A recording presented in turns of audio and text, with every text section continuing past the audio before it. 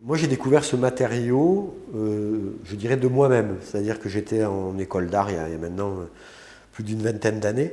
Et en face de l'école, il y avait un panneau d'affichage sur lequel s'accumulaient toutes ces affiches. Et de mon atelier, parce qu'on avait des petits ateliers à l'école, j'avais une vue directe sur ce panneau. Et je me disais, tiens, c'est intéressant, là, il y a une matière, du papier, qui a une histoire, qui est collée par les colleurs d'affiches, qui eux-mêmes sont souvent en lien avec le sujet même de l'affiche, c'est-à-dire que c'est les gens du cirque qui vont aller coller les affiches pour leur spectacle de cirque, c'est les militants politiques qui vont aller coller les affiches au moment d'élections diverses et variées. Souvent c'est fait la nuit, donc il y a aussi ce côté un peu caché. Il y a aussi cette notion d'accumulation, de strates, du temps qui passe, puisque une affiche annonce un événement à une date bien particulière et puis est recouverte par une nouvelle affiche qui, elle, annonce un nouvel événement. Et donc, de strate en strate, d'affiche en affiche, on arrive à un carottage temporel, comme ça que je l'appelle en général. Bref, j'ai découvert ce matériau de cette manière-là, j'en ai arraché un morceau, j'ai commencé à travailler avec, et ensuite j'ai eu accès aux artistes qui ont déjà travaillé cette matière par culture de l'école, hein, où on avait histoire de l'art, et puis les professeurs me disaient tiens, tel artiste a déjà travaillé. Donc je me suis intéressé à leur travail. Je n'ai pas eu cette démarche de découvrir un artiste, d'aimer son travail et d'ensuite d'essayer de décliner à ma manière le matériau avec lequel il avait travaillé. Je les ai découverts plutôt après. Donc comment je m'inscris vis-à-vis d'eux? Je dirais que c'est un matériau qui est en permanence vivant, puisque les murs d'affiches que eux utilisaient dans les années 70 ne sont pas les murs d'affiches que moi j'utilise. Les polices d'écriture ont changé, les tons de couleurs ont changé, et les slogans ont changé, les choses qui sont vendues ou mises en avant ont changé.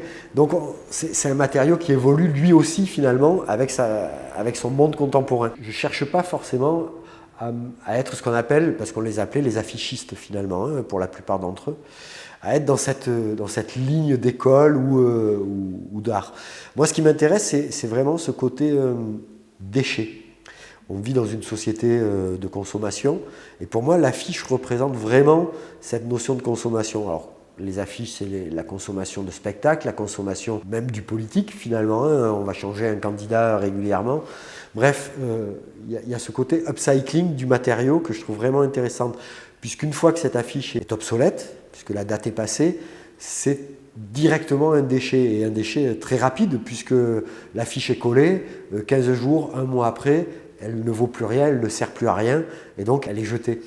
Et c'est la récupération de ce matériau pour le magnifier, pour en faire quelque chose de nouveau, de beau, hein, parce que moi j'insiste aussi sur cette notion d'harmonie, de beauté, de douceur, que je peux trouver dans la manière dont je vais aborder ce matériau.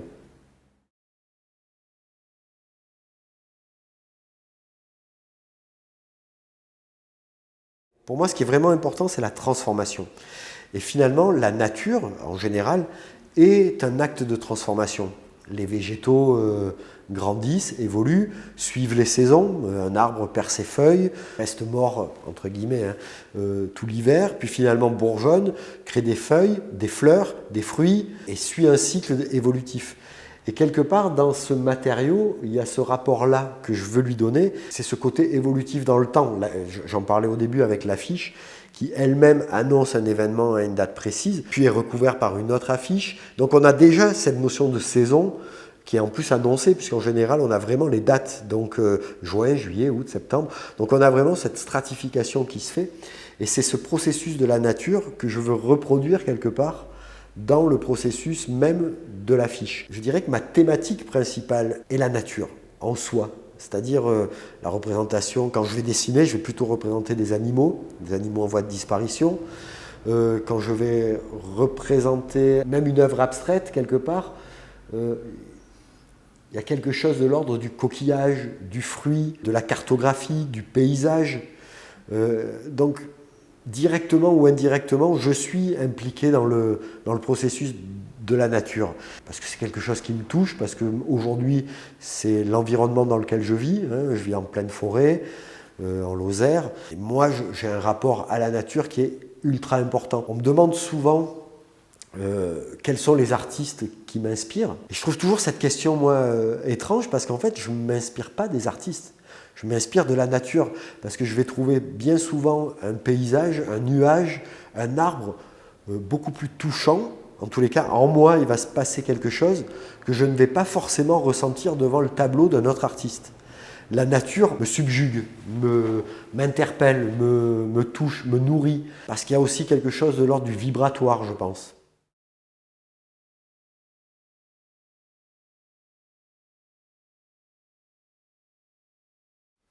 Je ne revendique pas mon travail comme un travail politique en soi. Par contre, je pense que ma manière d'aborder les choses, quelque part, est politique. Alors, qu'est-ce qu'on entend par politique? Je ne vais pas être contre quelque chose, je vais plutôt revendiquer quelque chose, mais de manière sensible. C'est-à-dire que quand on me pose la question sur où se situe mon œuvre dans l'art contemporain, je trouve qu'on a une prédominance de l'art conceptuel. Je me demande dans quelle mesure cet art conceptuel qui traîne depuis maintenant plus d'un siècle finalement, si on part des premiers travaux de Marcel Duchamp, des années 1910-1920, depuis on a créé des écoles, on a créé des produits sous Duchamp, et les artistes d'aujourd'hui, et les artistes de la caste, j'appellerais presque ça l'oligarchie de l'art aujourd'hui, se revendiquent d'une certaine manière de cet art conceptuel.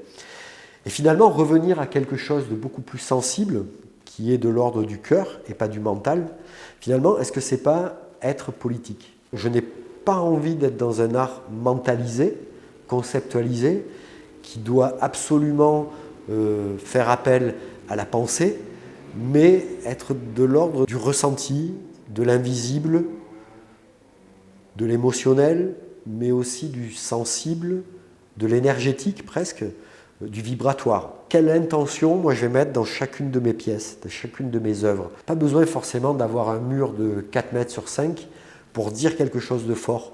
Un tout petit tableau, du moment qu'on va y mettre une intention puissante à l'intérieur, qui va être justement la bienveillance, par exemple, va logiquement vibrer cette bienveillance. Et au final, je me rends compte de plus en plus que les gens qui viennent voir mes expositions, quand c'est des expositions personnelles ou quand j'ai un espace rien qu'à moi, le maître mot souvent c'est apaisement.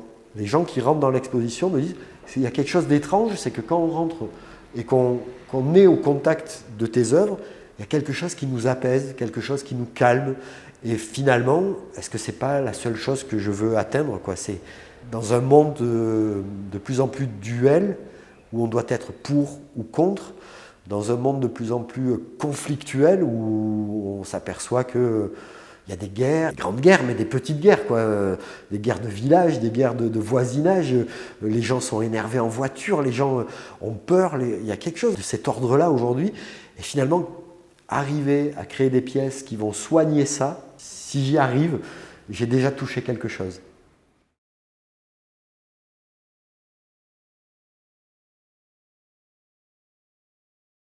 Il y a quelque chose qui est de l'ordre de l'instinctif. Moi, je fais vraiment énormément confiance, justement, à mon intuition plutôt qu'à mon mental. Sinon, je ne serais pas en accord avec finalement mon discours. Je laisse les choses venir, ou je me laisse guider. Par quoi?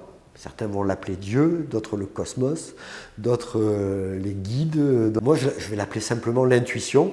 Je me laisse guider par cette intuition, par qu'est-ce que mon cœur me dit de faire, sans chercher le pourquoi il me dit de le faire. Il y a quand même une volonté intellectuelle d'avancer, d'évoluer, de se transformer, de ne pas stagner sur une pratique et de ne plus en déroger. Donc il y avait vraiment, quand j'ai découvert ce matériau, la notion qu'il avait un potentiel énorme d'évolution justement, que je pouvais m'en servir comme support à dessin, mais on s'aperçoit avec le temps qu'il est devenu un support à sculpture, à d'autres dessins, à un dessin abstrait. Finalement, il est devenu des pièces abstraites. Aujourd'hui, je vais le mélanger avec du bois, mais je pars toujours de ce matériau parce qu'il me sert de fil. Et ce que je me rends compte avec le temps, c'est qu'il n'y a pas forcément une évolution linéaire. Il y a des bonds d'avant en arrière. C'est-à-dire que je n'ai pas fait une série puis j'ai attaqué une nouvelle série. Donc je dirais que je suis parti de plusieurs séries, et dans le temps, je vais revenir à cette série-là, puis avancer sur cette série, attaquer une autre, et puis revenir à celle-là. C'est-à-dire que moi j'estime qu'un artiste, il inscrit une œuvre dans le temps. Et c'est l'ensemble de cette œuvre qui fait œuvre. Moi j'ai même besoin en fait de jongler entre ces différentes séries, parce que moi en tant qu'être évolutif, ma série va évoluer. Et des fois, il y a besoin de 10 ans entre la pratique d'une même série pour lui donner une nouvelle tournure, une nouvelle couleur, une nouvelle intention, une nouvelle volonté. C'est pour ça que voilà, mon travail il est plus de l'ordre de temps et de bond dans le temps. Comment cela va évoluer dans le futur? Je pense que je vais continuer ce jeu de ping-pong dans le temps, de série en série. Et puis je verrai bien en fait ce que me guide mon intuition, vers quoi venir. Aujourd'hui, voilà, dans cette exposition, il y a un travail vraiment différent qui n'est plus le papier en soi, qui est un mélange de bois et de papier, parce que ce bois, je vais le ramasser chez moi, parce qu'il m'amène aussi à cette notion d'arte povera, que je trouve intéressante, quoi, justement, à l'heure où l'art conceptuel va utiliser plutôt de l'or, des diamants, des choses très bling-bling finalement. Revenir à l'arte povera, je trouve que s'il y a quelque chose de pertinent, quelque chose qui raconte, qui nous fait revenir à l'essentiel en fait. Je crois qu'il y a vraiment ce rapport entre modernité et essentiel. Qu'est-ce qui est essentiel? Est-ce que c'est la modernité ou est-ce que c'est la vérité du vivant ou la vérité des choses, la simplicité? Et je crois que peut-être que mon travail en fait, dans le matériau même et dans l'évolution, il jongle, il joue avec cette simplicité.